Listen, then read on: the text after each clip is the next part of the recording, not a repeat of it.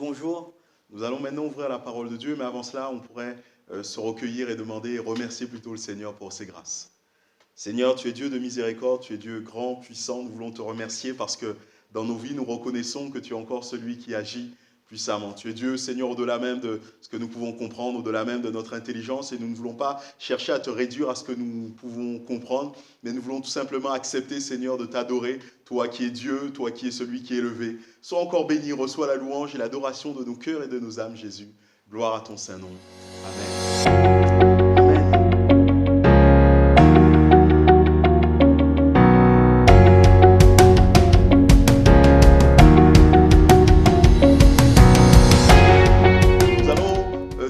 Un instant devant la parole de Dieu. Je pense que vous connaissez ce passage que nous trouvons dans l'Écriture, le psaume 73, c'est le psaume d'Asaph, et dans ce psaume, Asaph s'interroge. Asaph est comme intrigué. Bien sûr, il sait que Dieu aime son peuple, il sait que Dieu est celui qui étend ses grâces sur son peuple, il est celui qui bénit son peuple. Mais Asaph est interrogé lorsqu'il regarde les méchants vivre, lorsqu'il regarde ceux qui sont orgueilleux, ceux qui sont ennemis de Dieu, les hautains, et il a comme cette impression que ces personnes ne manquent jamais de rien, que dans leur vie, ils ont tout ce qu'ils veulent, et que quand il en arrive à considérer les enfants de Dieu, il se dit, mais eux, ils connaissent la souffrance, ils connaissent des obstacles, ils souffrent des choses tellement terribles.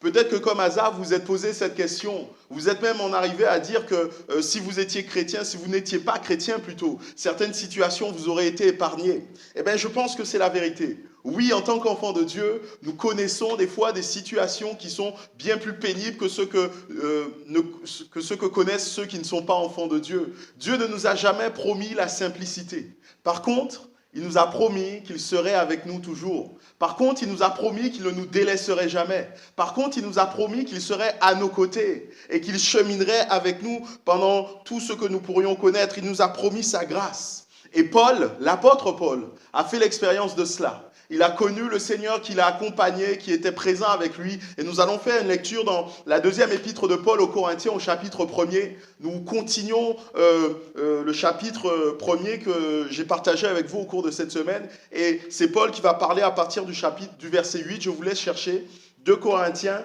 chapitre 1er, verset 8. Et nous lirons jusqu'au verset 11. 2 Corinthiens, deuxième épître de Paul aux Corinthiens, chapitre 1er, chapitre 1er, versets 8 et 11, oui, tout à fait. Voilà ce que Paul nous dit.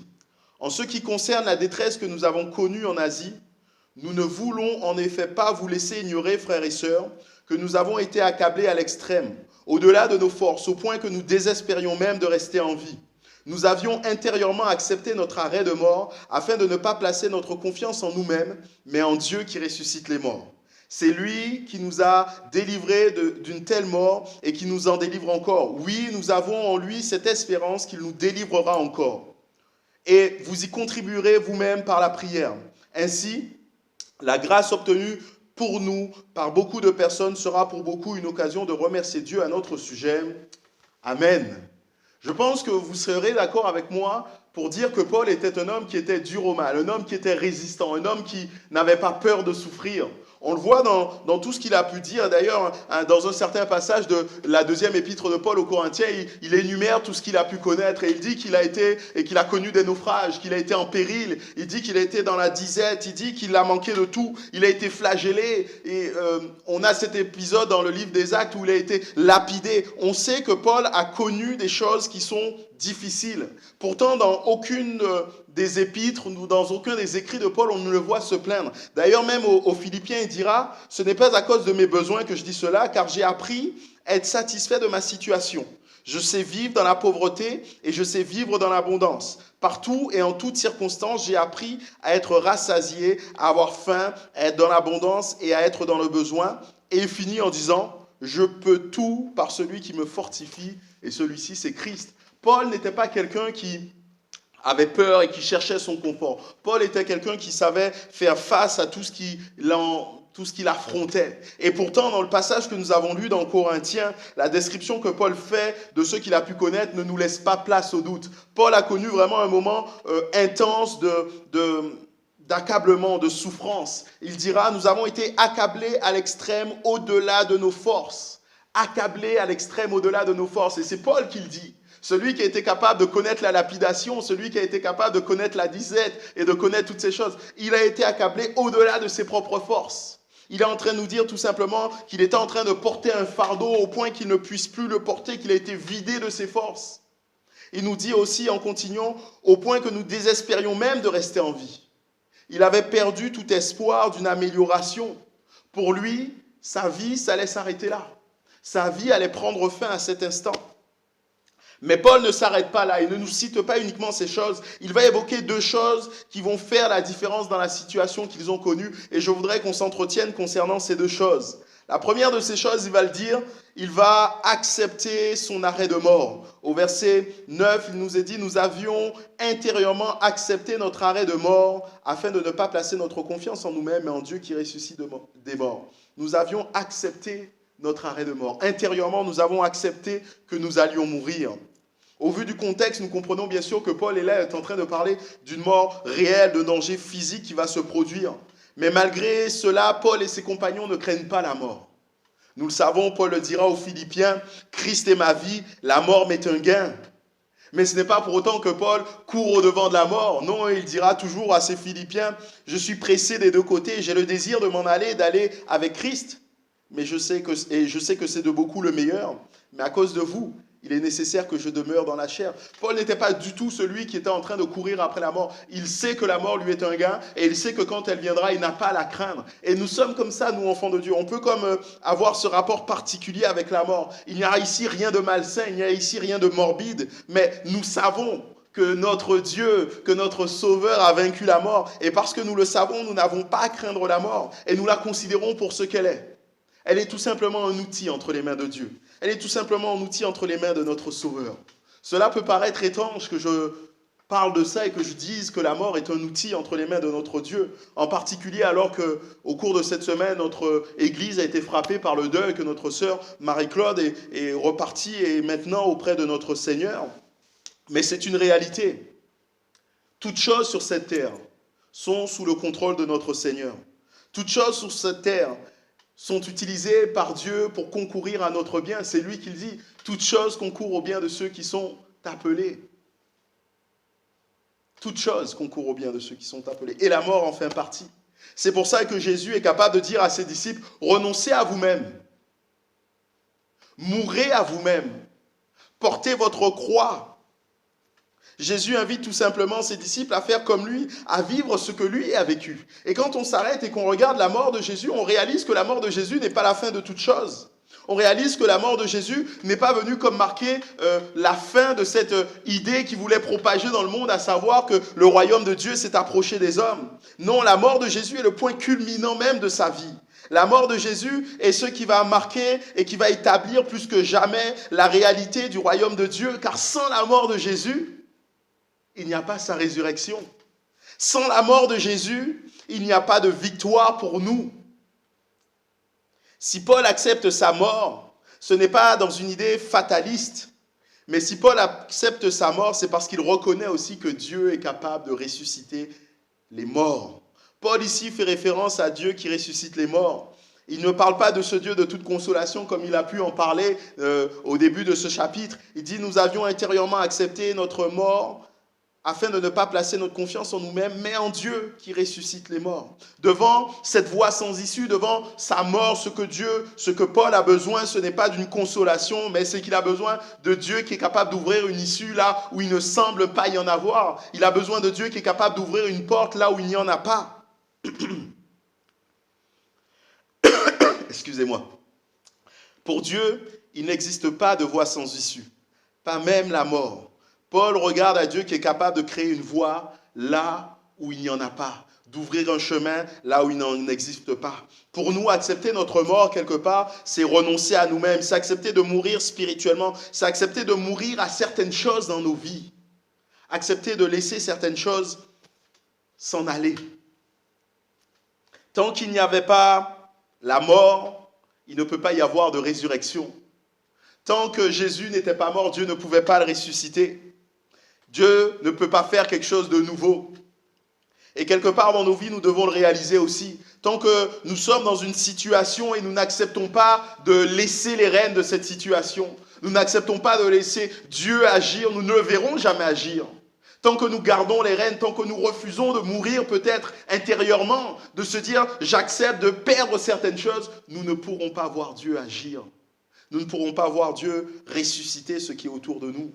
Nous avons besoin pour cela d'accepter des fois de perdre le contrôle et de laisser à Dieu la place, de laisser Dieu faire ce que lui sait faire et de le laisser agir dont lui il a prévu d'agir.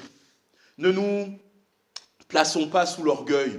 Nous pouvons être orgueilleux en croyant que nous savons mieux que Dieu, mais faisons confiance à Dieu. Acceptons quelque part de mourir à nous-mêmes. Acceptons de mourir à certaines idées. Acceptons de mourir à certaines choses, à certaines situations, afin de laisser Dieu prendre plus de place. Parce que c'est là ce que dira Paul. Nous avions accepté de mourir en nous-mêmes pour ne pas placer notre confiance en nous-mêmes, mais pour la placer en Dieu. Un homme a dit un jour que si on veut entendre Dieu rire, il suffit pour cela de lui expliquer ce qu'il a à faire. À Job, Dieu va faire comprendre que nul n'est suffisamment avisé pour le conseiller. Il dira dans Job 38, verset 1er, « Qui est celui qui obscurcit mes plans par des discours dépourvus de savoir? Mets donc une ceinture autour de ta taille comme un vaillant homme, je t'interrogerai et tu me renseigneras. Où étais-tu quand j'ai fondé la terre? Déclare-le puisque tu es si intelligent. Qui a fixé ses dimensions? Tu le sais, n'est-ce pas? Ou qui a déplié le ruban à mesure sur elle? » Et ainsi de suite. Et Dieu va continuer avec bon nombre de questions auxquelles ni Job ni aucun homme ne peut répondre. Tout cela juste pour lui faire comprendre que Dieu n'a pas besoin de nos conseils. Dieu se rit de nos conseils, j'ai envie de dire. Lorsqu'on explique à Dieu ce qu'il a à faire, il se rit de nos conseils. Non, Dieu n'a pas besoin de nos conseils. Ce que Dieu veut, c'est qu'on lui fasse confiance. Ce que Dieu veut, c'est qu'on place notre confiance en lui, c'est qu'on place notre foi en lui. Et je pense qu'on est tous d'accord avec cette idée. De dire que Dieu sait mieux que nous-mêmes ce qui est utile, ce qui est nécessaire. Mais quand il s'agit de nos propres vies, on est souvent amené à vouloir dire au Seigneur ce qu'il a à faire. Lorsque nous nous retrouvons, nous, dans des situations où nous sommes comme dans des voies sans issue, on a envie de dire au Seigneur, mais laisse-moi te dire ce que tu as besoin de faire dans ma vie, laisse-moi t'expliquer comment agir. Paul nous dit, nous avons besoin de placer notre confiance en Dieu. Mais placer notre confiance en Dieu ne veut pas simplement dire que nous croyons que Dieu soit capable d'agir, de ressusciter des morts, de faire quelque chose de miraculeux. Oui, Dieu est capable de le faire. Mais placer notre confiance en Dieu, c'est surtout, et premièrement, je dirais, croire qu'il agira pour nous au mieux dans la situation où nous sommes. Et ça, Paul le savait. Paul a vu Dieu agir miraculeusement pour lui. Il dira au verset 10, c'est lui, en parlant de Dieu, qui nous a délivrés d'une telle mort et qui nous en délivre encore. Oui, nous avons en lui cette espérance qu'il nous délivrera encore. Oui, Paul savait et il avait expérimenté que Dieu était capable de le délivrer. Mais il avait aussi vécu des moments où Dieu ne l'avait pas forcément délivré, ou des moments où Dieu n'avait pas forcément agi comme lui le pensait. Lisons 2 Corinthiens, chapitre 12, versets 7 à 9. Et c'est toujours Paul qui parle et il dit « Et pour que je ne sois pas rempli d'orgueil à cause de ces révélations extraordinaires, j'ai reçu une écharpe dans le corps, un ange de Satan, pour me frapper et m'empêcher de m'enorgueillir. » Et là, Paul nous dit « 3 fois, j'ai supplié le Seigneur de l'éloigner de moi.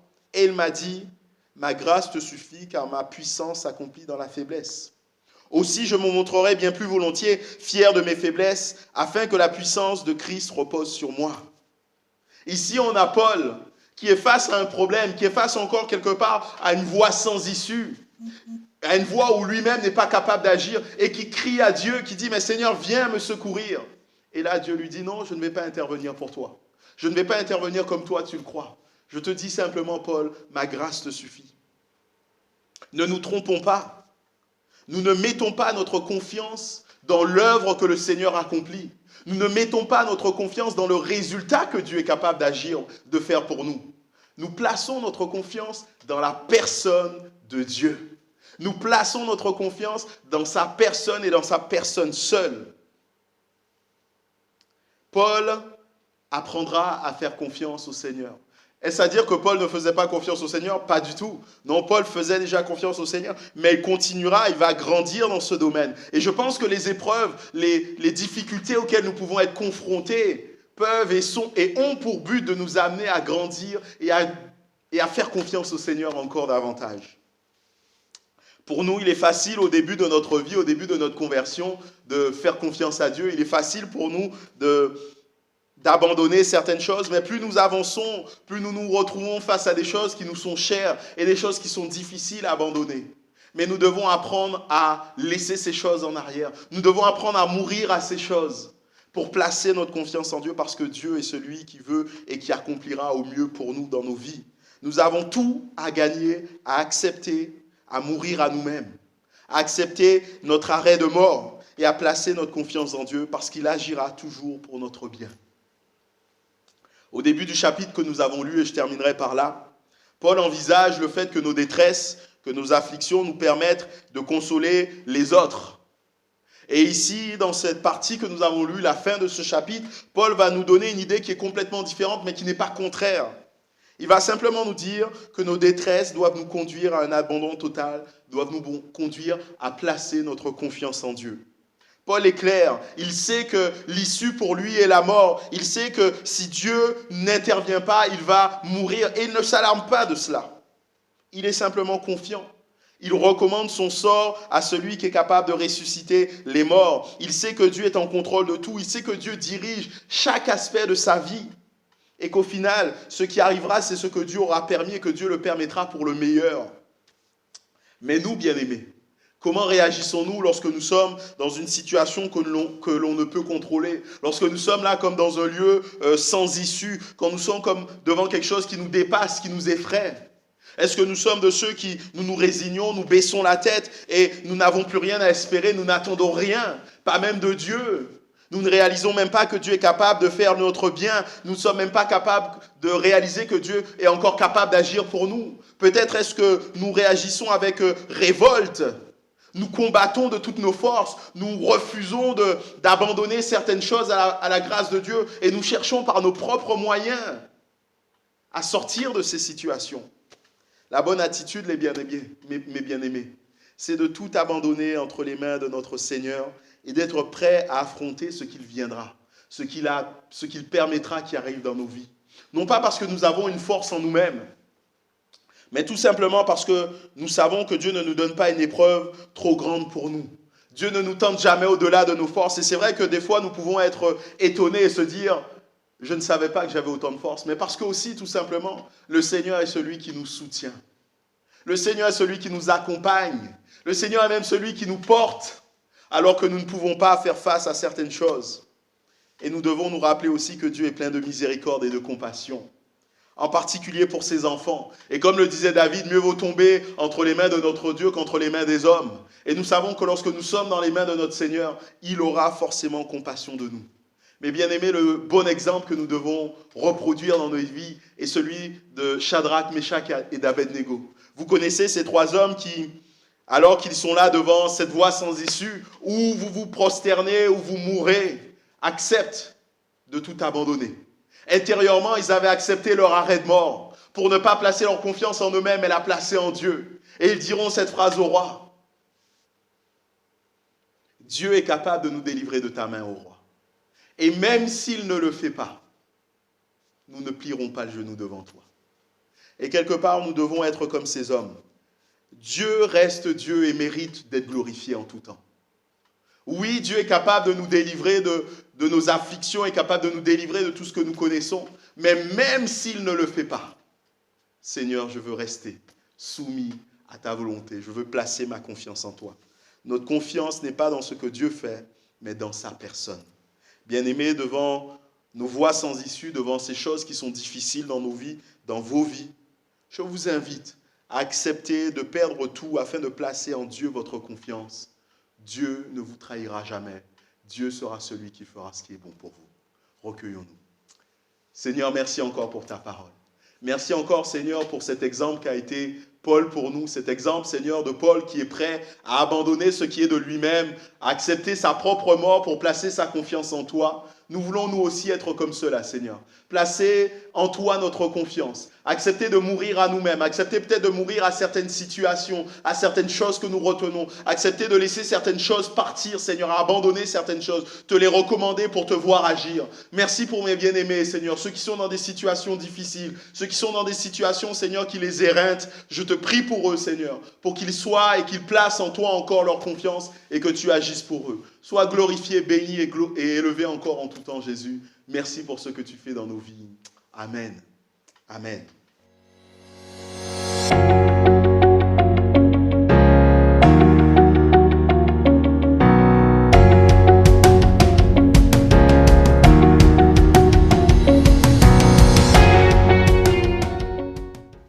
Avant de nous séparer, mes bien-aimés, juste quelques annonces. Déjà, vous rappelez nos prochaines rencontres de la semaine, parce que oui, même si nous ne nous rencontrons pas physiquement, nous allons avoir des rencontres. Je vais encore alimenter cette semaine notre Radio Londres, comme je l'ai appelé, vous avez compris le clin d'œil. Je vais encore l'alimenter cette semaine. Je pense qu'on va rester sur nos jours de réunion, donc mardi soir et vendredi soir. Je mettrai encore 2 nouvelles émissions. Vous pourrez donc les avoir à partir de 19h, vous faire du bien avec ces émissions et encore vous fortifier. Bien sûr, il est possible que tout un chacun participe. Peut-être qu'est-ce que vous avez un chant, peut-être est-ce que vous avez un témoignage ou que sais-je encore. Eh bien, faites-le moi savoir, envoyez-moi un message et je vous expliquerai comment on pourra faire toutes ces choses ensemble.